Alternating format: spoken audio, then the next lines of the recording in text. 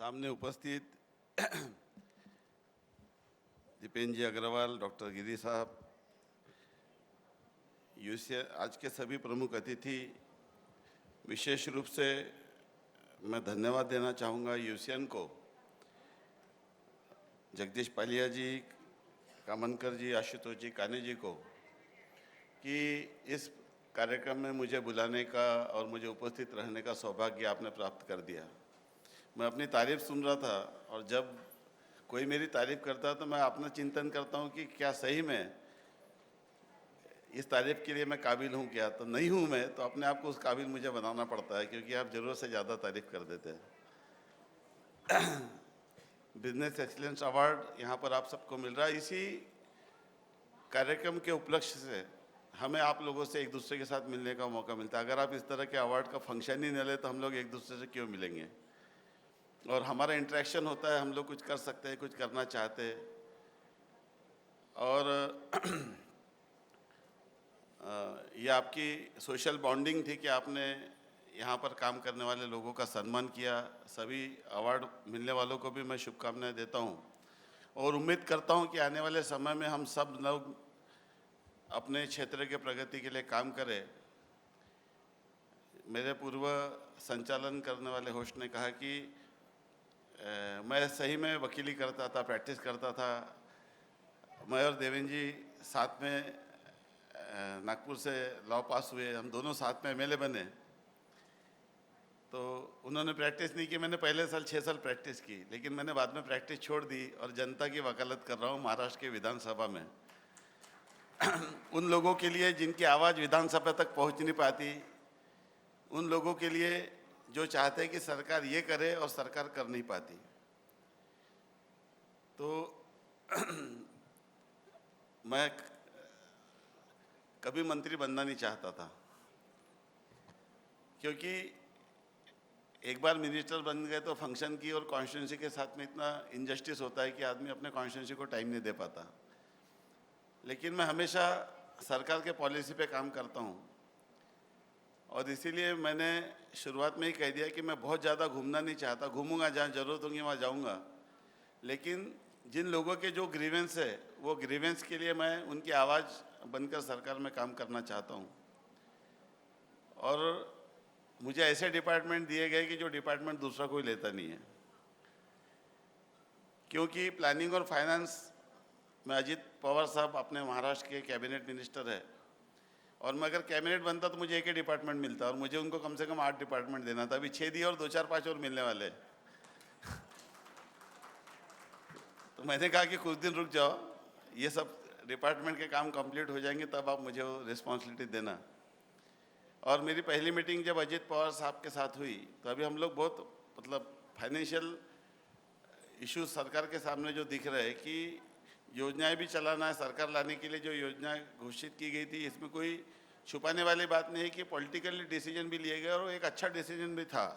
लेकिन इसकी वजह से बाकी के सारे तमाम जो सरकार के प्रोजेक्ट्स है या लोगों की बाकी के लोगों की जो डिमांड है वो भी हमें फुलफ़िल करना है।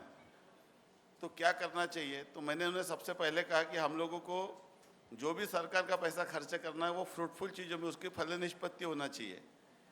और कोई भी अमाउंट हमने एक एक रुपये, जैसे हम अपने घर का पैसा वेस्ट नहीं करते वैसे हमने सरकार का भी पैसा वेस्ट नहीं करना। तो अभी आने वाले 10 दिनों में मुझे रिफॉर्म्स देना है कि कौन कौन सी चीज़ों के ऊपर कितना काम करना है, कौन सी योजनाओं को कर्टेल करना है, कौन सी योजना को ज़्यादा प्रमोशन करना है।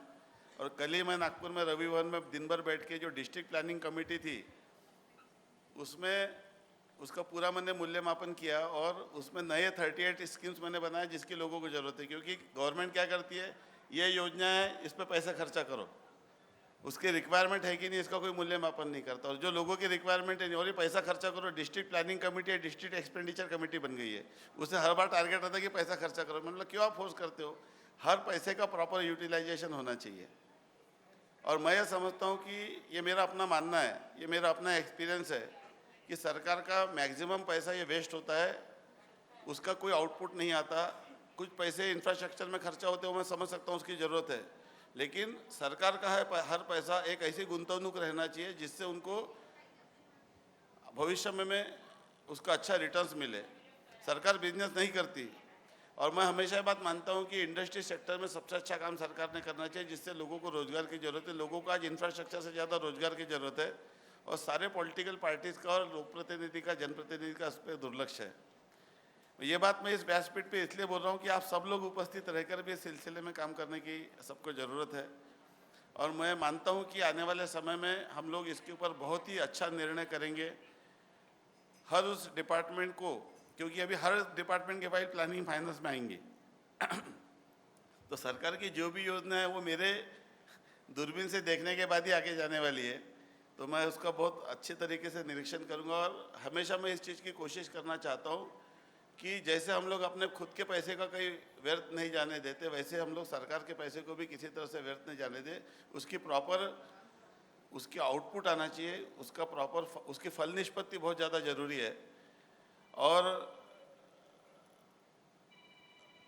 हम लोग को सबको मिलकर इस पर काम करना है। आप लोगों के मन में अगर कोई भी सुझाव या कोई भी सजेशन है तो मुझे आप ज़रूर कॉल करें। मैं बहुत ही क्रिएटिव और कंस्ट्रक्टिव काम बहुत कम समय में करना चाहता हूँ। मैं यूसीएन का धन्यवाद देना चाहता हूँ कि जब हम लोग शुरुआत में सब देखते थे चैनल्स वगैरह, तो यूसीएन का तब से एक नाम था, और पिछले 33 सालों से एक बहुत बड़ी ऊंचाई पर वो पहुंच चुके हैं। आज अलग अलग सेक्टर में उनका काम है, और भविष्य में एक लोकशाही का आधार स्तंभ कर कर यहाँ के तमाम प्रश्नों को भी यूसीएन उठाते आया है। और मैं यूसीएन से और एक रिक्वेस्ट करना चाहता हूँ कि आने वाले समय में आप और एक अवार्ड चालू करें कि अभी हमारे यहाँ पर जो टूरिज़्म है उसमें जो अच्छे अच्छे होटल्स आए हैं, तो कौन से होटल्स अच्छे क्या है उसकी भी एक पब्लिसिटी होना चाहिए। लोगों को क्या आजकल वीकेंड पे सेलिब्रेशन हो, थोड़ा सा आराम सुकून भी बहुत ज़रूरी है। हमारा पूरा जीवन बहुत मेहनत का और संघर्ष का हो गया है। तो आप सब लोगों से मेरी विनती कि आप अपने जंगल में आया करिए, कभी कभी रुका करिए। डॉक्टर साहब से भी मैं कहना चाहता हूँ कि मुझे पता है कि आपके पास पेशेंट के अलावा समय नहीं रहता, लेकिन हम लोग अपना जंगल भी प्रमोट कर रहे हैं। अभी टाइगर साइटिंग भी बहुत अच्छी हो रही है, और ये अच्छा समय चल रहा है। तो एक हम लोग नागपुर को भी टाइगर कैपिटल कहते हैं। अभी हमारे यहाँ टाइगर की संख्या इतनी बढ़ गई कि हमारे लिए टाइगर ये बहुत बड़ी समस्या बन गया है। आप विश्वास नहीं करेंगे, मुझे पिछले चुनाव से, मेरे 6वें चुनाव से मुझे 7वें चुनाव में 40,000 वोट ज़्यादा मिले, लेकिन अगर टाइगर की प्रॉब्लम नहीं रहती तो मुझे और 10,000 वोट ज़्यादा मिलते। इतना टाइगर का अटैक हमारे यहाँ बढ़ चुका है। लेकिन लोगों के लिए एक बहुत बड़ा थ्रिल है। आप लोग आइए, कुछ समय बिताइए, और भविष्य में अपने सारे, आखिर सबको किसी को भी जीवन दोबारा नहीं मिलता, तो एक आराम भी बहुत ज़रूरी है। तो आप सब लोग आराम करने कभी रामटेक आया करिए, ये मैं आप सबसे विनती करना चाहता हूँ। और आज ज़्यादा कुछ नहीं कहना चाहूँगा। एक अच्छा पहल आपने किया है, आप सबको बहुत शुभकामनाएं देता हूँ। आप सभी लोगों से मैं कहना चाहता हूँ कि अभी सब लोग बहुत बिजी है, मैं भी बहुत बिजी हूँ। देवेंद्र जी तो चीफ मिनिस्टर है, बावनकुड़े साहब के पास अभी महसूल का डिपार्टमेंट। हम आपके डिस्ट्रिक्ट में 3 मंत्री है, और तीनों का व्यवहार एक दूसरे के साथ बहुत अच्छा मिलता है। हम तीनों मिलकर एक टीम की तरह काम करते हैं। तो कुछ बातें अगर आपको ऐसा लगता है कि हमारे डिस्ट्रिक्ट में होना चाहिए, हमने करना चाहिए, तो हम लोग एक टीम की तरह काम करते हैं। हम जरूर वो काम करेंगे। हमारे लिए अपॉर्चुनिटी है कि हम तीनों को अपने साथ में काम करने का एक मौका मिला है। हम तीनों ने अपना राजनीतिक जीवन साथ में शुरू किया था, और आज हम तीनों लोग एक साथ मंत्री बने। 2014 से 19 में मैं मंत्री नहीं था, लेकिन आज हम तीनों लोग मंत्री हैं। तो इस सत्ता का उपयोग ये अगर हम अपने लोगों के लिए नहीं कर पाए, तो ऐसे सत्ता हमारे लिए किस काम की। मैं आप लोगों से विनती करना चाहता हूँ कि अभी बहुत फास्ट युग है। सरकार के टेबल पे फाइल जाती है तो डिसीजन लेने में बहुत विलंब होता है, समय लगता है। तो बजाय कोई समय खराब किया, आप जल्द से जल्द बताइए। हम लोग बहुत मिशन मोड में काम कर रहे हैं, और जो भी नागपुर के लिए हमें करना है, ऐसी अपॉर्चुनिटी बार बार नहीं मिलती। हमने कभी सोचा नहीं था कि 2019 में देवेंद्र जी वापस नहीं आएंगे। वो आए वापस, लेकिन एक बहुत बड़ी गैप हो गई थी। तो हमारे नागपुर का भविष्य, नागपुर की प्रगति देवेंद्र जी और नितिन जी इनके हाथ में है, और हम सब लोग उनके सहयोगी सहकारी करके काम कर रहे हैं। तो मैं आपका वकील हूँ प्रैक्टिस में छोड़ चुका हूँ, लेकिन अभी दूसरी प्रैक्टिस चालू किया हूँ। तो आप जरूर अपनी सब चीज़ें दें। आपकी बात प्रॉपर तरीके से मैं सरकार के सामने रखकर आपके हर अपेक्षा को पूरा करने के लिए मैं प्रयास करूंगा, यही आपसे कहता हूं। फिर से एक बार यूसीएन को इस फंक्शन में मुझे बुलाने के लिए हृदय से धन्यवाद देता हूं, और आप सभी लोगों के लिए हम हमेशा तत्परता से काम करेंगे, यही आपको वचन देते हुए अपने वाणी को विराम देता हूं। धन्यवाद। जय हिंद, जय महाराष्ट्र।